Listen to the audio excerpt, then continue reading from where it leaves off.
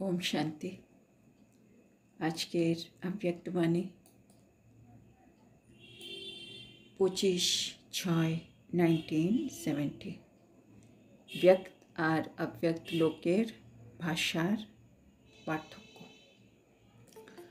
তো বাবা আমাদেরকে বলছিলেন আমাদেরকে চেকার হতে হবে, তাহলে আমরা মেকার হতে পারবো। আর মেকার হব lawmaker, new world maker আর পিস মেকার। আর যারা চেকার আর মেকার হবে তারা হয়ে যাবে রুলার। রুলার মানে যে অধীন হবে না, যে অধিকারী হবে। আর যে অধিকারী হবে সে উদারচিত হবে। উদারচিত হওয়া মানে উদাহরণস্বরূপ হবে। আর যে উদাহরণস্বরূপ হবে সে অনেককে সহজেই উদ্ধার করতে পারবে। তারপরে বাবা আমাদেরকে বলছেন কি তিনটে জিনিস আছে যেগুলো আমাদেরকে ঈশ্বরীয় সম্বন্ধ মানে ঈশ্বরের সাথে আমাদের যে সুন্দর সম্বন্ধ হচ্ছে সেটা থেকে দূরে করে দেয়। সেটা হলো আলস্য, সুস্তি মানে আরাম, আর উদাসীনতা মানে উদাসী। তারপরে বাবা আমাদের বলছেন এখন साकार संबंध से व बुद्धि के संबंध से व सहयोग लेने के संबंध से दूर कर देती है। মানে তিনটে বিকার, হ্যাঁ এটা তো একরকমের বিকার। এরা কী করে আমাদেরকে সাকার সম্বন্ধের দ্বারা বা বুদ্ধির সম্বন্ধের দ্বারা বা সহযোগ নেওয়ার সম্বন্ধ থেকে আমাদের দূর করে দেয়। इस सुस्ती आने के बाद फिर विकराल रूप क्या होता है। বলছে যখন আমাদের মধ্যে সুস্থি চলে আসে, সুস্থি মানে আরামবোধ চলে আসে, তখন তার বিকরাল রূপ আমাদের মধ্যে কি দেখা যাবে। মানে আমার মধ্যে যদি সুস্থি চলে আসে, এখন মানে সব কিছুতে আরামে হাঁটছি, আরামে পুরসাদ চলছে, তার বিকরাল রূপ কি হবে। তো বাবা বলছেন সেটা হবে देह अहंकार के प्रत्यक्ष रूप में आ जाता है। আমার মধ্যে দেহ অহংকার চলে আসবে। আমি আরামে কাজ করতে পছন্দ করব, তার জন্য কেউ আমাকে কিছু বললে আমি তাড়াতাড়ি দেহ অহংকারের মধ্যে চলে আসব। মানে আমি ধরো কোনো একটা আমাকে কাজ বলা হচ্ছে, আমি ওটা করতে চাইছি না, আমি তো একটু আরামপ্রিয়, তো তখন আমি জাস্টিফাই করব এই কাজটা এখন এত তাড়াতাড়ি করতে হবে না, পরে করলেও হবে। তো কোথাও না কোথাও আমি দেহ অহংকারে চলে আসব। এই বিকারটা আমার মধ্যে বিকরাল রূপে প্রত্যক্ষ হতে থাকবে। पहले छठे विकार से शुरू होता है। জন্যই আলস্য, সুস্তি এগুলো কী জিনিস, আমাদের ষষ্ঠ বিকার, তাই না? আমাদের পাঁচটা তো কাম, ক্রোধ, লোভ, অহংকার, আর বলে 6 নম্বর হচ্ছে এই আলস্য, আরামবোধ। তো এটার থেকে স্টার্ট হয়, মানে বড় বিকারের দিকে আমরা আবার ফিরছি যদি এই বিকারগুলো আমার মধ্যে এখন থেকেই থাকে। तो ज्ञानी तो आत्मा वत्सों में लास्ट नंबर अर्थात सुस्ती के रूप से शुरू होती है। মানে জ্ঞানী তো আত্মা আমরা হয়ে গেছি, সেটা আমাদের মধ্যে কোন মানে বিকার থেকে আবার স্টার্ট হবে। তো সেটা বাবা বলছে লাস্ট নম্বরের বিকার, মানে আরামবোধের বিকার থেকে আমাদের মধ্যে আবার মানে গীর্তিকারা আমরা আবার নামতে শুরু করব পুরুষার্থের লেভেলে। তো এখান থেকে স্টার্ট হবে, এবার আস্তে আস্তে করে একটা একটা বিকার আবার ফিরবে। তো সুস্থি মে ফির कैसे संकल्प उठेंगे। আমি যদি আরাম বোধে থাকি তখন আমার মধ্যে কি কি সংকল্প উঠবে, মানে আলস্যতা এসব থাকলে আমাদের সংকল্পর রূপ কি হবে। इस पर बहुत ध्यान देना है। এর উপরে অনেক আমাদেরকে কিন্তু ধ্যান রাখতে হবে। तो वह की बोलছেন वर्तमान समय इसी रूप से माया की प्रवेशता होती है। মানে বর্তমান সময় এই রূপেই কিন্তু মায়া প্রবেশ করবে, সেটা আমাকে একটু স্পেশাল অ্যাটেনশন দিতে হবে। इस छठे रूप में माया भिन्न भिन्न प्रकार से आने की कोशिश करती है। যখনই আমার মধ্যে ষষ্ঠ বিকার চলে আসবে মানে আলস্য, তখন আমার মধ্যে বিভিন্ন প্রকারের সংকল্প কিন্তু আসতে শুরু হবে। কি হবে বাবা বোঝাচ্ছেন, सुस्ती के भी भिन्न भिन्न रूप होते हैं। आलस्यर भिन्न भिन्न रूप, सुस्ती माने आरामबोधेर भिन्न भिन्न रूप आछे। शारीरिक मानसिक दोनों संबंध में भी माया आ सकती है। और माया आसार भिन्न भिन्न रूप दुदिक थेके आसे, माने कखनो शारीरिक और कखनो मानसिक, दुदिक थेके किन्तु माया आसते पारे। कई सोचते हैं, अनेके भावे चलो अब नहीं तो फिर कभी कर लेंगे, जल्दी क्या पड़ी है। हाँ, এটা একটা আলস্য রূপ। কেউ কেউ মনে করে কি যে চলো না, এখন নয়, পরে অন্য সময় করে দেবো আর কি। হ্যাঁ, এত তাড়াতাড়ি কি আছে বলো। ऐसे बहुत रॉयल रूप से माया आती है। তো এটাও একটা রয়্যাল মায়ার রূপ, কি আমি এটা এখন না করলেও চলবে, পরে করলেও হবে, এত তাড়াহুড়োর কিছু নেই। তো এটা বাবা বলছে রয়্যাল মায়া। कई ये भी सोचते हैं, आरो আমরা অন্যরূপেও ভাবি কি कई ये भी सोचते हैं कि अव्यक्त स्थिति इस पुरुषार्थी जीवन में 6-8 घंटे रहे, ये हो ही कैसे सकता है, ये तो अंत में होगा। है ना, बाबा मुरलीते बारे बारे बोले कि शेष समय হবে যখন তোমাদের अव्यक्त स्थिति অনেক মানে পুরো সময় থাকবে, 6-8 ঘন্টা থাকবে, এখন হবে না। তো ওরা যারা আলস্যতার মধ্যে আছে তারা সেটাকে ধরে নেবে। বা বারে বারে বলছে না একটু अव्यक्त স্থিতিতে থাকো, अव्यक्त স্থিতিতে থাকো, তো ওরা তখন ভাববে কি আরে अव्यक्त স্থিতি তো বাবা বলেছে শেষে গিয়ে হবে, কর্মাতীত যখন হবো তখন अव्यक्त স্থিতি হবে, তখন আমি 6-8 ঘন্টা अव्यक्त স্থিতিতে থাকবো, এখন থই না হবে। तो ওরা এই ভাবনা চিন্তাটা রাখবে। ये भी सुस्ती का रॉयल रूप है।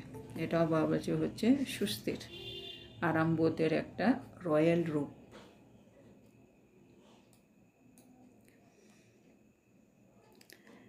फिर करूँगा, सोचूंगा, देखूंगा, ये सब সুস্থি है। হ্যাঁ, তারপরে আমাদের মধ্যে আরেকটা কি আসবে, ঠিক আছে আর কি করবো, দেখবো, ভাববো, এগুলো চলে আসছে, তার মানে অলসতা, আলস্য চলে আসছে। এগুলো বাবা বিভিন্ন রকম সংকল্প দিচ্ছে যেগুলো আমাদের মধ্যে আসতেই থাকে মাঝে মাঝে। এই সংকল্পগুলোই হচ্ছে আলস্যর একটা রূপ, রয়্যাল আলস্য, রয়্যাল সুস্থি। বাবা এগুলোর উপরে আমাদের মানে অ্যাটেনশন দিতে বলছেন।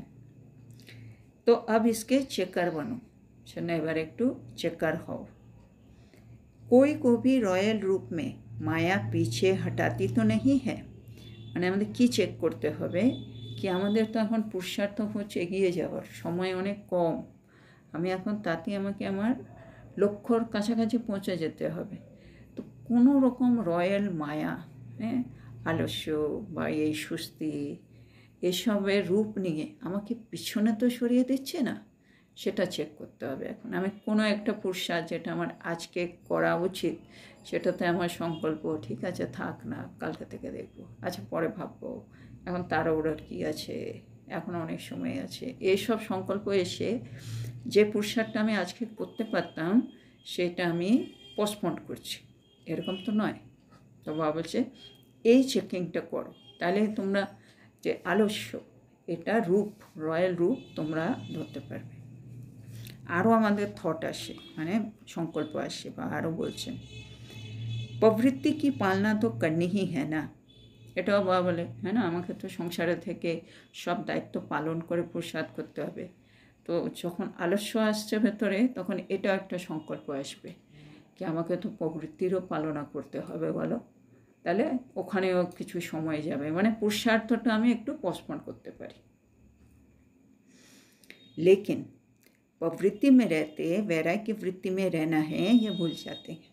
মানে প্রবৃত্তি পালনা করতে হবে শোনা, আমি আমার মধ্যে ঢুকে যাচ্ছি, আমাকে তো প্রবৃত্তিতে থেকে বৈরাগ্য বৃত্তিতে থেকে আমাকে সব কাজ করতে হবে, হ্যাঁ না, আমাকে তো ট্রাস্টি হয়ে সে পদ্ম ফুলের মতো হয়ে সংসারে থাকতে হবে, এটা ভুলে যাচ্ছি। কেন, যে আমি পদ্ম ফুলের মতো থাকবো, বৈরাগ্য বৃত্তিতে থাকবো, ট্রাস্টি হব, তখনই তো আমি পুরুষার্থে এগিয়ে যাচ্ছি, কিন্তু তখন আমরা সেটা করি না। आधी बात याद रहती है, आधी बात छोड़ देते हैं। মানে আলস্যর জন্য আমরা আর্ধেক কথাটা মনে রাখি, কি বাবা বলেছে দায়িত্ব পালন করতে হবে, কিন্তু আর্ধেক কথাটা ভুলে যাই। কীভাবে করতে হবে বাবা ওটাও বলেছে, ওটা আমি ছেড়ে দিই। बहुत सूक्ष्म संकल्पों के रूप में पहले सुस्ती प्रवेश करती है, इसके बाद फिर बड़ा रूप ले लेती है। তো অনেক সূক্ষ্ম সূক্ষ্ম এরকম সংকল্পের মাধ্যমে এই আলস্য বেলাপান এগুলো আমার ভেতরে ঢুকবে, তারপরে এটা আস্তে আস্তে আমি যদি প্রথম থেকে এটাকে না আটকে ফেলি, আস্তে আস্তে এটা বড় রূপ নিয়ে নেবে। अगर उसी समय ही उनको निकाल दे तो ज़्यादा सामना न करना पड़े। তো বাবা বলছে যদি আমরা যখনই এই সংকল্পটা আসছে তখনই যদি সেটাকে বের করে দিই, তাহলে কিন্তু এই মানে আলস্য বেলাপানের আমাকে বেশি সম্মুখীন হতে হবে না। तो अब ये चेक करना है तीव्र पुरुषार्थी बनने में व हाई जंप देने में किस प्रकार किस रूप में माया सुस्त बनाती है। तो এটাই হচ্ছে ইম্পর্টেন্ট। বাবা চেকিং পয়েন্ট আমাদের দিয়ে দিলেন কি তীব্র পুরুষার্থী আমাকে হতে হবে, আমাকে হাই জাম্প দিতে হবে, সেই ক্ষেত্রে মায়ার কোন রূপ আমার মধ্যে এই আলস্যতা ঢুকিয়ে দিচ্ছে, কোনটা আমি আজকে এই মুহূর্তে করতে পারি যেটা বাবা বলেছে কিন্তু আমি করছি না, ওইখানে মায়ার কোন রূপ আমার মধ্যে আসছে। माया का जो बाहरी रूप है उनको तो चेक करते हो, लेकिन इस रूप को चेक करना है। বাবা বলছে মায়া তো অনেক সময় বাইরের দিক থেকেও আসে, বাইরের মায়াকে যা আলস্য, এই নাম রূপ, হ্যাঁ এগুলো বা আকর্ষণ, ওগুলো রূপকে তো আমি অনেক সময় বাইরে থেকে আটকে দিই, হ্যাঁ যেগুলো বাইরের রূপ। কিন্তু বাবা বলছে তোমার সংকল্পের মাধ্যমেও সূক্ষ্মরূপেও কিন্তু আসছে, যেগুলো তোমার মধ্যে আলস্য বেলাপন ঢুকিয়ে দিচ্ছে, সুস্থি ঢুকিয়ে দিচ্ছে, এই রূপেও তুমি চেক করো এই বিকারটাকে। कई ये भी सोचते हैं फिक्स सीट सी कम है। আবার আরেকটা রূপও দিয়েছে, এটাও বাবা সুন্দর, কি অনেকে মনে করে, হ্যাঁ না, আমরাও অনেক সময় ভাবি ফিক্স সিট, হ্যাঁ বাবা বলে না যারা আগের কল্পে হয়েছে তারাই হবে, তাহলে সিটই তো ফিক্স হয়ে আছে। ব্রহ্মা বাবা মাম্মা দুটো সিট হয়ে গেছে, অষ্টরত্নও আমরা তো অনেক পিছিয়ে আছি, অষ্টরত্নেরও জায়গা নেই, 108-এও কোথায় হব, তো যখন সিটই নেই তাহলে আর এত পুরুষার্থ করে কী হবে। এই সংকল্প তো আমার মধ্যে আলস্যতা ঢুকিয়ে দিচ্ছে। तो औरों के आगे पुरुषार्थ में देख अपनी बुद्धि में सोच लेते हैं कि इतना आगे हम जा नहीं सकेंगे, इतना ही ठीक है। হ্যাঁ তখন আমরা যখন দেখি অন্যরা এত এত পুরুষার্থে এগিয়ে আছে, এত বছর ধরে আছে, না, তখন আমরা কি নিজের বুদ্ধি দিয়ে কী ভেবে নিই, এরা তো এত এগিয়ে গেছে, আমরা তো আর পারবো না, তাহলে আমি যেখানে আছি ওইটুকুনই ঠিক আছে, তার মানে আমি আমার পুরুষার্থে সন্তুষ্ট, আমাকে আর এত তীব্র পুরুষার্থ করতে হবে না, এটাও ওই বিকারটা ঢুকছে। ये भी सुस्ती का रूप है। तो ভাবছে এটাও হচ্ছে একটা সুস্থির রূপ। तो इन सभी बातों में अपने को चेंज कर लेना है। এই সব ব্যাপারে বাবা বলছে, বাবা অনেকগুলো আমাদেরকে এখানে পয়েন্ট দিয়েছে, এই সব রকম সংকল্পই আমাকে অলসতার দিকে কিন্তু ঠেলে দিচ্ছে। তো ভাবছে এগুলোকে সুন্দরভাবে চেক করে চেঞ্জ করে নিতে হবে কিন্তু। तब ही তাহলেই আমরা ল মেকার্স व पीस मेकर्स बन सकेंगे व न्यू वर्ल्ड के मेकर्स बन सकेंगे। তাহলেই আমরা ল মেকার্স, পিস মেকার আর নিউ ওয়ার্ল্ড মেকার হতে পারবো। पहले स्वयं को ही न्यू नहीं बनाएंगे तो न्यू वर्ल्ड के मेकर कैसे बनेंगे। हाँ এটা একটা সুন্দর কথা। আমি যদি প্রথমে নিজেকেই নতুনভাবে তৈরি না করি, তাহলে বাবা বলছে তাহলে তুমি নিউ ওয়ার্ল্ড মেকার কী করে হবে, তাই না? প্রথমে তো আমাকে দিব্যগুণ ধারণ করে দেবতা হতে হবে, তারপরে তো আমি নতুন দুনিয়া নিয়ে আসবো, নিউ ওয়ার্ল্ড মেকার। তো সেই জন্য বাবা বলছে আগে নিজেকে নিউ করো, তারপরে তুমি নিউ ওয়ার্ল্ড মেকার হবে। तो पहले तो खुद को बनाना है ना, आगे तो নিজেকে তৈরি করতে হবে না। पुरुषार्थ में तीव्रता लाने का तरीका मालूम है, বাবা বলছে পুরুষার্থের মধ্যে তীব্রতা আনতে হবে আমাকে, না নিজেকে নতুন করে তৈরি করতে হলে। তো বাবা বলছে তার পদ্ধতি কি তোমাদের মনে আছে? फिर उसमें ठहरते क्यों नहीं हो, যদি আমরা জানি কিভাবে আমি মানে পুরুষার্থের মধ্যে তীব্রতা আনতে পারবো, তাহলে বাবা বলছে সেটা তোমরা করছো না কেন, সেটাতে টিকে থাকছো না কেন? जब तक अपने आप से कोई प्रतिज्ञा नहीं की है तब तक परिपक्वता आ नहीं सकती, है ना? মানে পুরুষার্থের মধ্যে তীব্রতা আনার কী উপায়, এটা বাবা আগেও বলেছেন, আরেকবার বলে দিচ্ছেন। যতক্ষণ পর্যন্ত তুমি নিজের কাছে নিজে কোনো প্রতিজ্ঞা করবে না, ততক্ষণ পর্যন্ত পরিপক্কতা কিন্তু আসতে পারে না। जब तक यहाँ फिक्स नहीं करेंगे तब तक वहाँ सीट्स फिक्स नहीं होगी, আগে আমাকে এখানেই ফিক্স করে নিতে হবে, তারপরে আমার জন্য ওইখানেও সিট ফিক্স হবে। মানে যেমন ব্রহ্মা বাবাকে বললো তুমি নারায়ণ হবে, উনি এখানেই পুরুষার্থ করে নারায়ণের লক্ষণ যেগুলো লাগবে সেগুলো নিয়ে এসছেন নিজের মধ্যে কোয়ালিফিকেশান, তারপরে ওখানে গিয়ে উনি নারায়ণ হয়েছেন না। মাম্মাকে যখন বললেন তুমি লক্ষ্মী হবে, উনি লক্ষ্মী হওয়ার জন্য যা যা দরকার উনি সব কিছু করে এখানে কমপ্লিট করে লক্ষ্মীর সিটটা ফিক্স করেছে সঙ্গম যুগে, পুরুষার্থের সিট লক্ষ্মীর জন্য, তারপরে ওখানে গিয়ে উনি লক্ষ্মী হবেন প্র্যাকটিক্যালি। তো সেজন্য বাবা বলছে যতক্ষণ পর্যন্ত তুমি এখানে ফিক্স করবে না তোমার সিট, ততক্ষণ তোমার সিট ওখানে কী করে ফিক্স হবে। তো अब बताओ पुरुषार्थ में तीव्रता कब लाएंगे, বাবা বলছে তাহলে এখন বলো তোমরা পুরুষার্থের মধ্যে তীব্রতা কখন আনবে? তো সবাই বললো अभी से, এখন থেকে আনবো বাবা। तो म्यूज़ियम व प्रदर्शनी में जो स्लोगन सभी को सुनाते हो ना कि अब नहीं तो कब नहीं, वो अपने लिए भी याद रखो।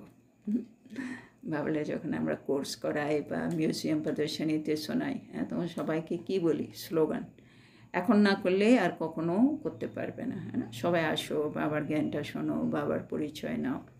তো বাবা বলছে সেইটা শুধু ওদের জন্য না আমাদের নিজের জন্য, তো নিজেও এটা একটু স্মরণে রেখো, এখন পুরুষার্থ না করতে পারলে আর আমিও কখনো করতে পারবো না। কব কর লেঙ্গে এসা না সোচো, হ্যাঁ আমি কখনো করে নেবো বাবা, ঠিক সময়ে হয়ে যাবে, বাবা বলছে এরকম ভেবো না। अभी बनकर दिखाएंगे, বাবা বলছে এখনই নিজেকে তৈরি করে দেখাবো, এটা করতে হবে। जितना प्रतिज्ञा करेंगे उतनी परिपक्वता व हिम्मत आएगी और फिर सहयोग भी मिलेगा। তো বাবা বলছে আমাদেরকে আগে প্রতিজ্ঞা করতে হবে, তারপরে আমাদের মধ্যে সে সাহস আসবে, পরিপক্কতা আসবে, তারপরে বাবার তো সহযোগ আমরা পাবই। आप पुराने हो इसलिए आपको सामने रख समझा रहे हैं, মানে বাবার সামনে যারা আছে তারা কিছু পুরনো ভাই বোন আছেন, তো বাবা বলছে তোমরা অনেক পুরনো, সেজন্য তোমাদেরকে সামনে রেখে আমি সব কথাগুলো কিন্তু বোঝাচ্ছি। সামনে कौन रखा जाता है, বাবলে সামনে সবসময় কাদেরকে রাখা হয়? जो स्नेही होता है, है ना, যে স্নেহী, যে বাবার খুব কাছের, তাদেরকে বাবা সবসময় সামনে রাখবেন। स्नेहियों को कहने में भी कभी संकोच नहीं आता है ना। আর বাবা বলছে বাবার যে মনের কথা, না বাবা যে চাইছেন আমি কীরকম পুরুষার্থ করি, আমি কোথায় কত উঁচুতে বাবা আমাকে দেখতে চান, এগুলো বাবা বলছে যে বাবার মনের কথা, এগুলো স্নেহীদেরকে বলতে বাবারও সংকোচ আসে না। একটা নতুন বাচ্চা ওকে বাবা কীভাবে বলবে, কিন্তু যে পুরনো যারা বাবার অনেক কাছের স্নেহী, তার কাছে বাবা নিজের মনের কথাটাও খুব ইজিলি বলতে পারবেন। এবার মা আরেকটা বলছেন, এক এক এসে স্নেহী হো। তো এক একজন আমরা প্রত্যেকেই বাবার স্নেহী। सभी सोचते हैं बाबा बड़ा आवाज़ क्यों नहीं करते हैं। হ্যাঁ, সকলে ভাবে বাবা বড় আওয়াজ কেন করেন না। হ্যাঁ না, মানে ব্রহ্মা বাবার মধ্যে যখন শিব বাবা আসতো তখন একরকম আওয়াজ, তারপরে ইয়াপ্পেক মূলে যখন চলছে তখন গুলজার দাদির শরীরে বাবা আসছেন, তখন আওয়াজ একটু পাল্টে গেছে। সেজন্য বাবা বলছেন, তো সবাই বলছে, তো বাবা কি বলছেন, लेकिन बहुत समय के संस्कार से अव्यक्त रूप से व्यक्त में आते हैं तो आवाज़ से बोलना जैसे अच्छा नहीं लगता है। মানে যখন ব্রহ্মা বাবার মধ্যে শিব বাবা আসতেন তখন মুরলিগুলো দেখবেন মানে যেগুলো সাকার মুরলি, ওই সময় বাবা একটু যেন ফাস্ট বলছেন, মানে অতটা স্লো বলেন না। কিন্তু যবে থেকে এই দাদির মধ্যে বাবা আসছেন তখন খুব স্লো চলে মুরলিগুলো, হ্যাঁ না, আস্তে আস্তে বলছেন। তো সেটা বাবা বলছেন এখানে কেন এরকম হয়েছে, কি অনেক সময় সংস্কার আছে যে এখন কি হচ্ছে, শিব বাবা ব্রহ্মা বাবার মধ্যে আসেন, ব্রহ্মা বাবা আর শিব বাবা দুজন মানে বাপ দাদা আসেন, তো বাপ দাদা ব্যক্ত রূপে এসে আমাদের মধ্যে কথা বলছে। শোনো, ব্রহ্মা বাবা ফরিস্তা স্বরূপ, হ্যাঁ না, अव्यक्त रूप থেকে ব্যক্তি যখন আসছেন বাবা বলছেন আওয়াজ, যে আওয়াজে বলা সে আওয়াজে আসতে আর ভালো লাগে না, মানে অব্যক্ত মানে ইশারা, সাইলেন্সে থাকতে ভালো লাগে। সেজন্য যখন ব্যক্তি এসে বলছেন তখন খুব স্লো, মানে অনেক মানে কষ্ট করে বলা, এরকম একটা আসে, মানে সাইলেন্স থেকে সাউন্ডে আসতে খুব মানে ভালো লাগে না, এরকম একটা জিনিস। সেজন্য আস্তে আস্তে বলেন বাবা। तो शनो बाबा बोलছেন, आप लोगों को भी धीरे धीरे आवाज़ से परे इशारों पर कारोबार चलानी है, ये प्रैक्टिस करनी है।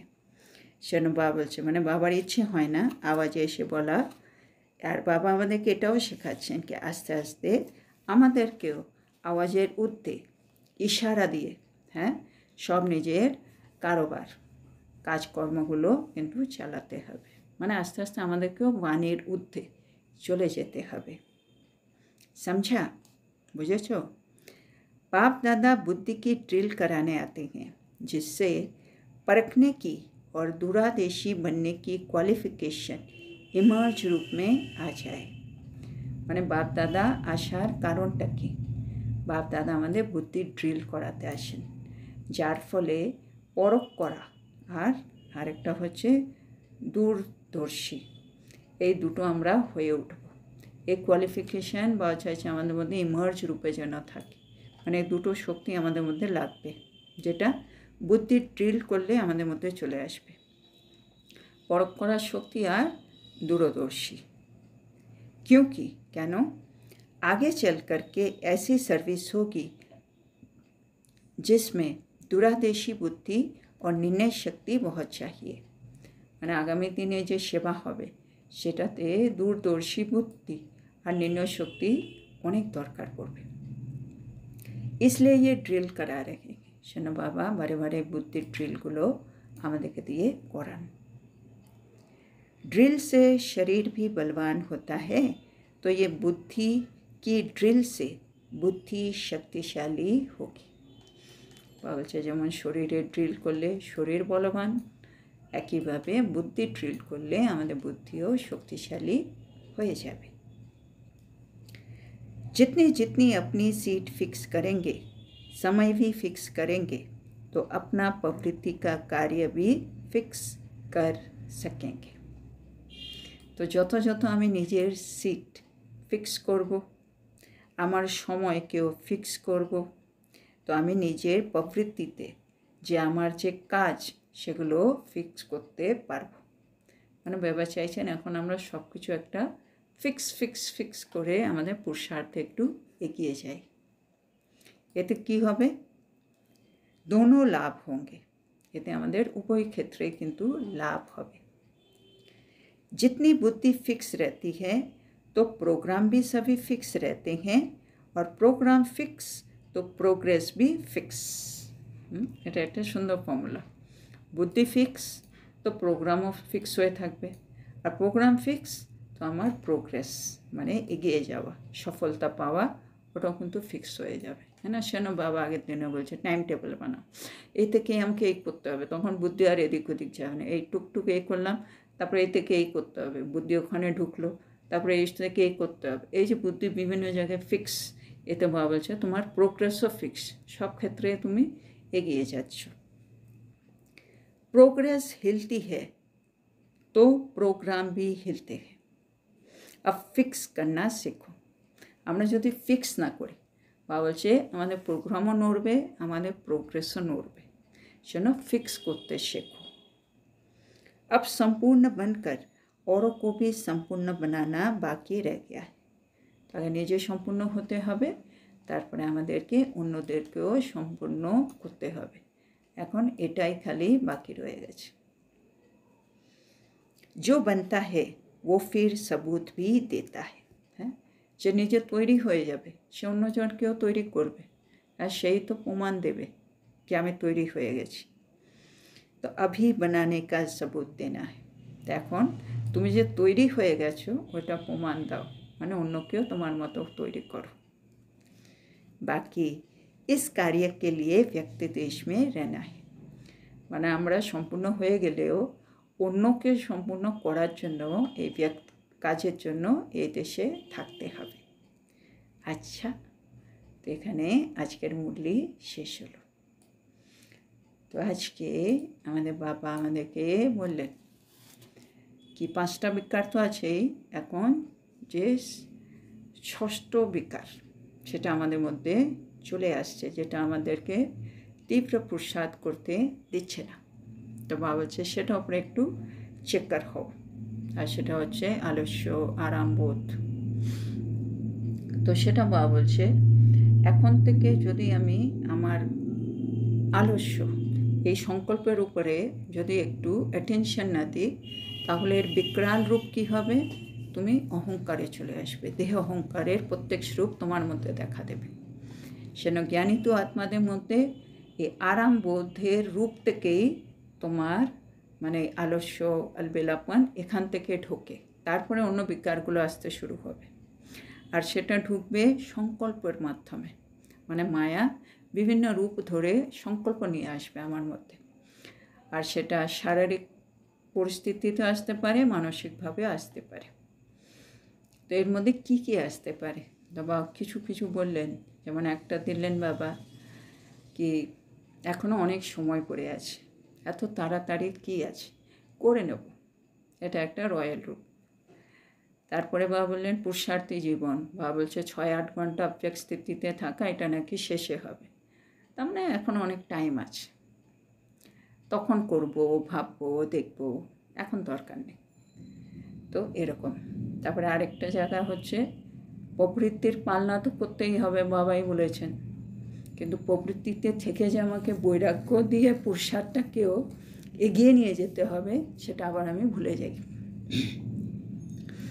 তো আর কি বলেছেন বাবা, আরও 2-একটা বলেছেন কি মায়া বাইরে থেকে যখন আসে আমরা অনেকটা ধরে ফেলি, কিন্তু অনেক সময় কি হয় মায়া সূক্ষ্ম রূপে আসছে, সেটা বাবা বলছে তুমি একটু চেক করো।